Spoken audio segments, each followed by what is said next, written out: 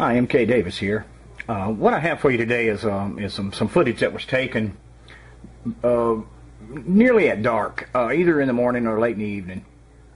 Let me switch back to this other one. See it go down. Okay. This footage right here shows a tree right here, and you can see kind of silhouetted against a little brighter sky. You can see an individual climb up this tree and then shake it violently and then climb back down.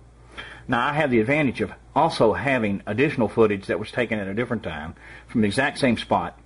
And it shows in brighter conditions what's under this murk in the bottom here. But right now I'm just going to jog this image back and forth and let you follow that individual up that tree. See him, look at the upper right hand corner right here. See him shake it violently and then go back down. And that's it, you lose him in the murk. And then I'm going to let him run natural time. Okay, now just follow him. See my cursor right there is pointing to the individual.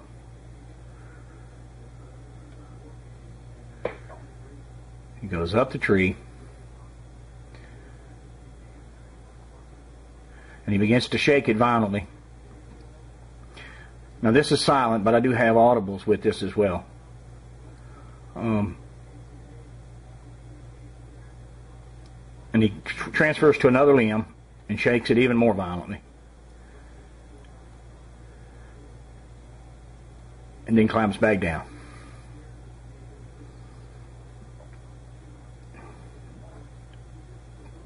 And then you lose him in the murk. Okay, now what I'd like to show you is exactly what it looks like with a little better light. As you can see, this tree right here is not a substantial tree, really. It's really thin, tall and thin. So whatever it is up in the tree, you know, didn't necessarily have to be that big to make a big, you know, shake to that tree. You go back down to like it was.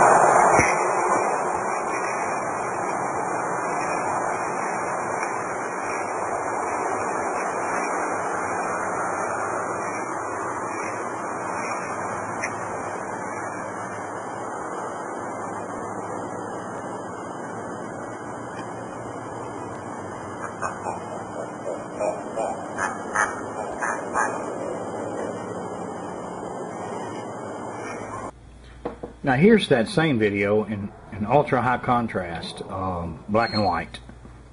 Now this looks like a lot of murk, I know, and all that, but just keep in mind that this tree right here is where all the action is taking place. So the contrast is boosted way up, so perhaps we can see a little more here. I'm going to just jog through it first. Just pay attention right in here, and you can actually be able to see it get on the tree and go up the tree up to this point where it's a lot clearer. Let's take a look.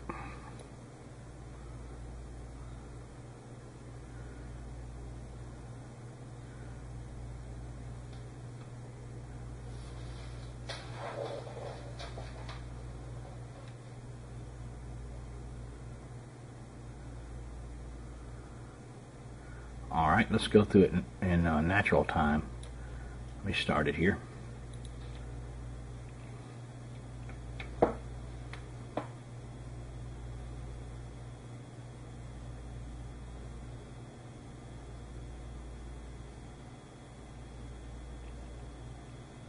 There he is right there.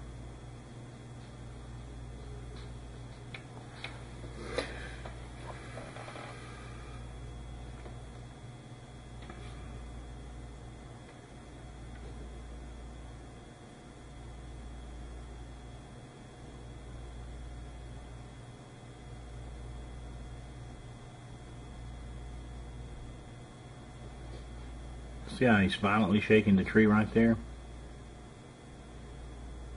Now he comes down. See him reach out and grab this other limb? There he comes down.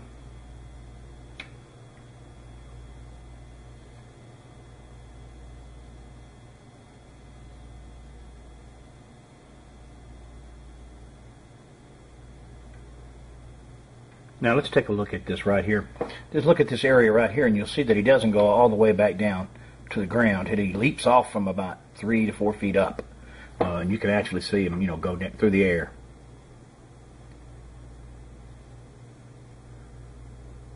Okay, here he is right there. Watch him coming down. There he goes. See right there? See him go down?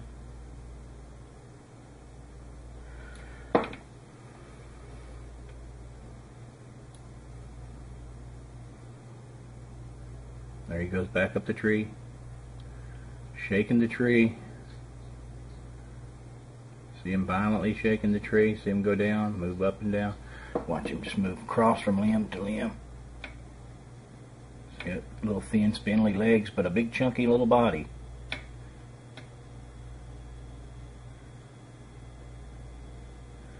Back down the tree and off to the ground from right there.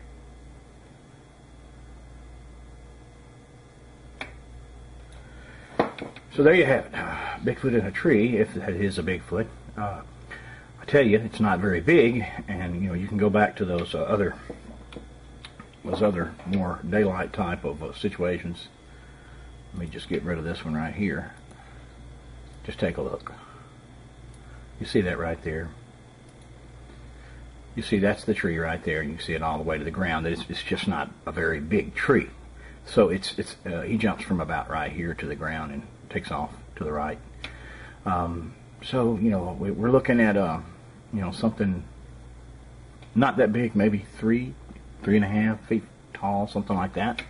Got kind of a chunky little body, thin, spindly looking legs. Very adept at climbing, and very energetic when he got up there. I wouldn't take that to be like he was angry or anything like that. In the audibles, which I'll include on here, you can hear him, and he's making a rather poor rendition of a hoot owl. And that should not be mistaken for a primate call, because it's not. He's imitating a hoot owl. There's another one that's out of sight of the camera, a little after that tries to imitate a duck and does a very poor job of it too. But you can easily tell it's not a duck. So there you have it. Now as to whether this is Bigfoot or whether this is something else, perhaps you can judge for yourself. It's certainly unique. In my estimation, and having worked with some really good Bigfoot films, or alleged Bigfoot films, that this type of footage right here is better than many Patterson films. The reason why is because the Patterson film was taken under unnatural circumstances, where this little piece of footage right here was taken and with an unmanned camera, and what was taking place was the natural behavior of the subject. So to me, that's very important. Much more can be extrapolated about the subject from this little film than you can extrapolate from the Patterson film about that subject. What it's doing is something it probably would not have done had those circumstances not arisen. So, to me, in my estimation, this film right here, much more valuable.